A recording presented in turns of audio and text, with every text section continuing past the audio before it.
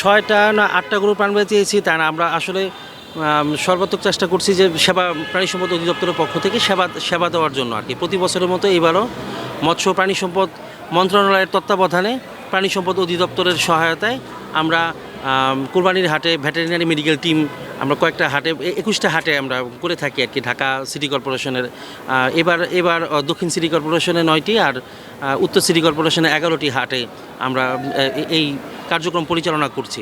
সেক্ষেত্রে যারা এখানে ক্রেতা বিক্রেতা যারাই স্বাস্থ্য পরীক্ষার জন্য আসেন বা কোনো সমস্যা বোধ করেন তাদের প্রাণীদের সম্পর্কে, সেক্ষেত্রে আমরা এইসব সেবা দিয়ে থাকি। এখানে বিনামূল্যে সেবা পরামর্শ এবং ঔষধ সম্পূর্ণ বিনামূল্যে আমরা প্রদান করে থাকি। হ্যাঁ, এখানে ম্যাক্সিমাম সমস্যাগুলো থাকে পেট ফাঁপা বা বদহজম বা এই যে কুরবানির হাটে তোলার আগে তারা অনেক অনেক স্টেজে পড়ে বা বিভিন্ন জায়গা থেকে নিয়ে আসে।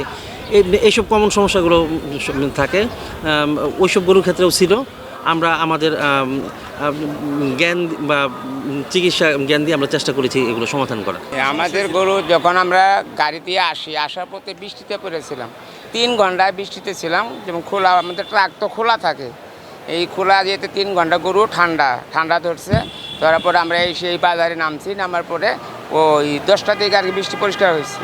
এরপরে গরু আর জাবর কাটে না এবং কোনো খাদ্যও খায় না, তখন চিন্তায় পড়ে যায়। তখন 1 নম্বর কাউন্টার থেকে ওনারা মাইকিং করলো যে আমাদের 1 নম্বর কাউন্টারের সামনে আছে, আমাদের ডাক্তার আছে, ওনার কাছে যাদের গরুর সমস্যা তারা এখানে ট্রিটমেন্ট করতে পারবে, চিকিৎসা নিতে পারেন। তখন আমরা এখানে আসছি।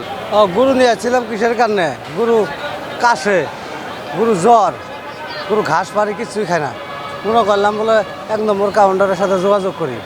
তারপরে আর আমি গরু আনছি 4টে গরুর মধ্যে 3টে গরু খাই কম। এই বলিয়ে আমরা আইছি, কিন্তু আঙ্গর থানা হলো বক্সিগঞ্জ থানা, জেলা জামালপুর। কোন ধরনের আমরা এই হাটে আমরা উপকার পেলাম।